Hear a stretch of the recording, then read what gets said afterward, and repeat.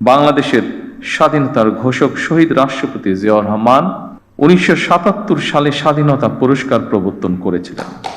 স্বাধীনতা পদক প্রাপ্ত সকল গুণীজন এবং প্রতিষ্ঠানকে আমি আমার নিজের এবং দেশ ও জনগণের পক্ষ থেকে আন্তরিক অভিনন্দন এবং মোবারকবাদ জানাই। স্বাধীনতা পদক প্রাপ্ত গুণীজন, মন্ত্রী পরিষদের সম্মানিত সদস্যবৃন্দ, উপস্থিত সেনা, নৌ ও বিমান বাহিনী প্রধানগণ, সুশীল সমাজের সম্মানিত প্রতিনিধিগণ, উপস্থিত সুধীবৃন্দ এবং প্রিয় দেশবাসী, আসসালামু আলাইকুম। আজকের এই মহতী অনুষ্ঠানের শুরুতেই আমি বাংলাদেশের জন্মযুদ্ধে বীর শহীদদের অত্যন্ত শ্রদ্ধা ভরে স্মরণ করতে চাই, যাদের আত্মত্যাগে আমাদের স্বাধীন সার্বভৌম এই প্রিয় বাংলাদেশ, মুক্তিযুদ্ধে যারা আহত হয়েছেন, পঙ্গু হয়েছেন, সেই সকল আহত পঙ্গু মুক্তিযোদ্ধাদের প্রতি আমার গভীর শ্রদ্ধা এবং সম্মান। তাদের উদ্দেশ্যে বলতে চাই, আপনাদের এই সাহসী ভূমিকা এখনো বাংলাদেশের স্বাধীনতা প্রিয় মানুষের জন্য প্রেরণার উৎস। 1971 সালের স্বাধীনতা অর্জনের যুদ্ধ থেকে শুরু করে 2024 সালে দেশ এবং জনগণের স্বাধীনতা রক্ষার যুদ্ধ, এভাবে দেশের প্রতিটি ক্রান্তি লগ্নে যারা জীবন দিয়েছেন, আহত হয়েছেন, নির্যাতন নিপীড়নের শিকার হয়েছেন, তাদের প্রতি বিনম্র শ্রদ্ধা। বাংলাদেশের সবচেয়ে গৌরবময় পুরস্কার স্বাধীনতা পুরস্কার। এটি বাংলাদেশের সবচেয়ে গৌরবজনক রাষ্ট্রীয় সম্মান।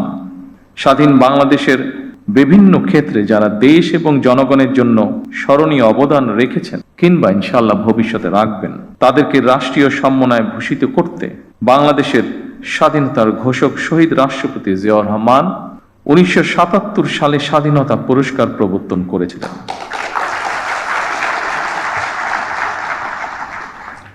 আজকের এই অনুষ্ঠানে আমি বাংলাদেশের স্বাধীনতার ঘোষক শহীদ রাষ্ট্রপতি জিয়াউর রহমান সহ স্বাধীনতা এবং মুক্তিযুদ্ধের ইতিহাসের সকল জাতীয় নেতার ভূমিকা এবং অবদানকে শ্রদ্ধা এবং ভালোবাসার সাথে স্মরণ করছি। আমরা যদি হীন দলীয় স্বার্থে আমাদের ইতিহাসের জাতীয় নেতাদের ভূমিকাকে শ্রদ্ধার সঙ্গে স্মরণ করতে কার্পণ্য করি, তাহলে ভবিষ্যতের ইতিহাস আমাদেরকেও ক্ষমা করবে না।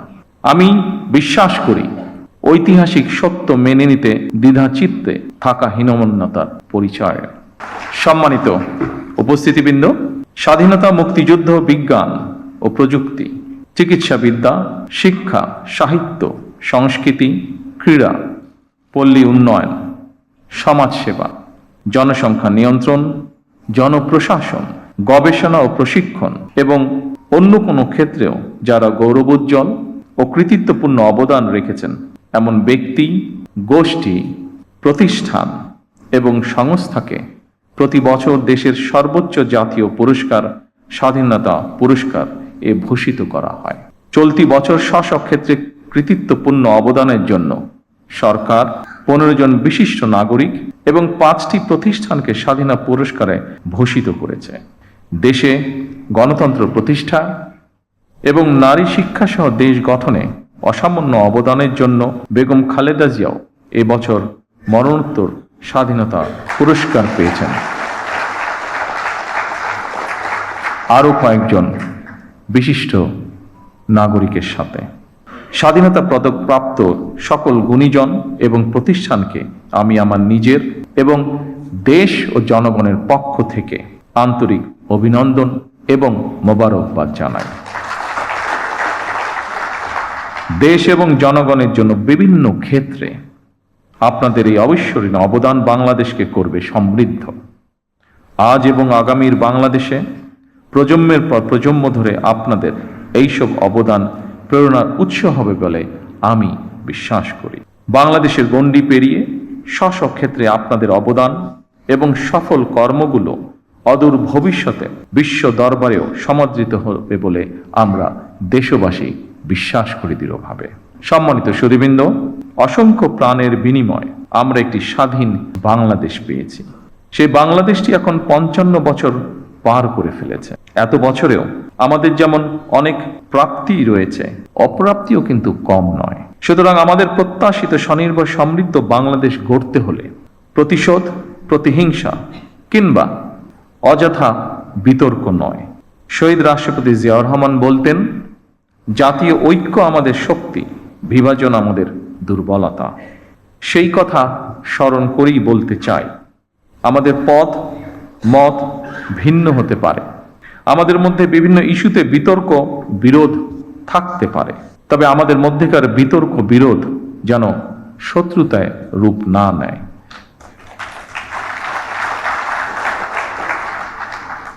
দেশের স্বার্থে অবশ্যই সে ব্যাপারে আমাদের সবাইকে অত্যন্ত সতর্ক থাকা জরুরি, কারণ বাংলাদেশের স্বার্থ বিরোধী চক্র এখনো সুযোগের অপেক্ষায় রয়েছে। সম্মানিত সুধীবৃন্দ, সম্মানিত সভাপতি, দুর্নীতি দুঃশাসনে পর্যুদস্ত একটি ভঙ্গুর অর্থনীতি, দুর্বল শাসন কাঠামো আর অবনতিশীল আইন শৃঙ্খলা পরিস্থিতির ভেতর দিয়ে নতুন সরকার যাত্রা শুরু করেছে।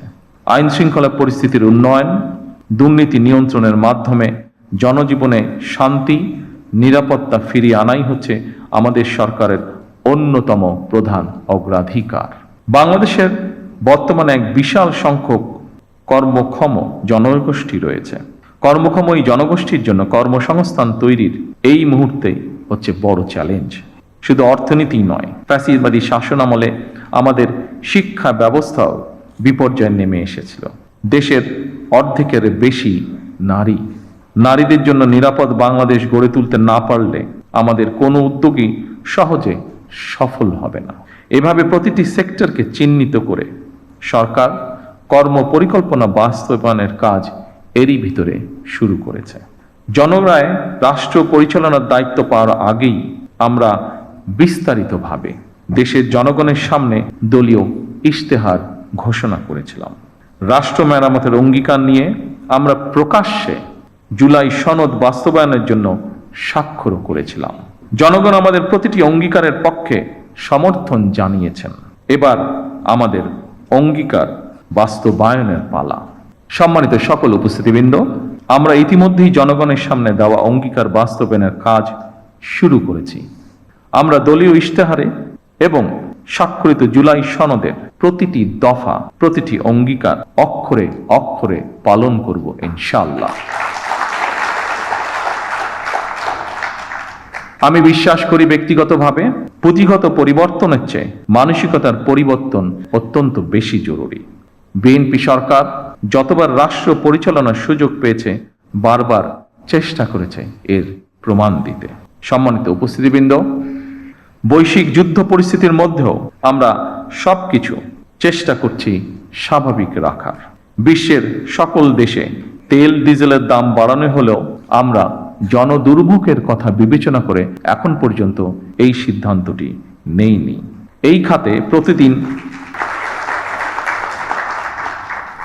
খাতে প্রতিদিন শত শত কোটি টাকা ভর্তুকি দিয়ে হলেও সরকার চেষ্টা করছে আন্তরিকভাবে পরিস্থিতি স্বাভাবিক রাখার। জনগণের সুবিধা নিশ্চিত রাখতে সরকার সম্ভাব্য সকল প্রকার প্রচেষ্টা অব্যাহত রেখেছে, কারণ বর্তমান সরকার জনগণের দ্বারা নির্বাচিত একটি সরকার। বর্তমান সরকার জনগণের কাছে দায়বদ্ধ সরকার। সম্মানিত উপস্থিতিবৃন্দ, প্রিয় সাংবাদিক ভাইরা, আমি আশ্বস্ত করতে চাই জনগণের বিচলিত হওয়ার কোনো কারণ নেই। তবে আমরা যদি সকলেই রাষ্ট্রীয় আচার অনুষ্ঠানে বাহুল্যের বর্জন, এমনকি পারিবারিক পর্যায়েও যদি অমিতব্যয়িতা পরিহার করি, তার জন্য আমি দেশের সকল মানুষকে অনুরোধ জানাচ্ছি। সম্মানিত সুধীবৃন্দ, আজ যারা স্বাধীনতা পদকে ভূষিত হলেন, আপনারা প্রত্যেকে জাতির গৌরব। আপনাদের মতন সফল মানুষরা আগামী প্রজন্মের সামনে দৃষ্টান্ত হয়ে উঠুন।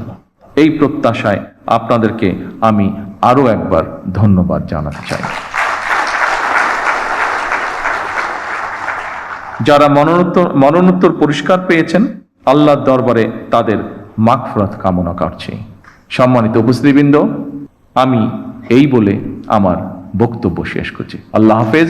বাংলাদেশ জিন্দাবাদ।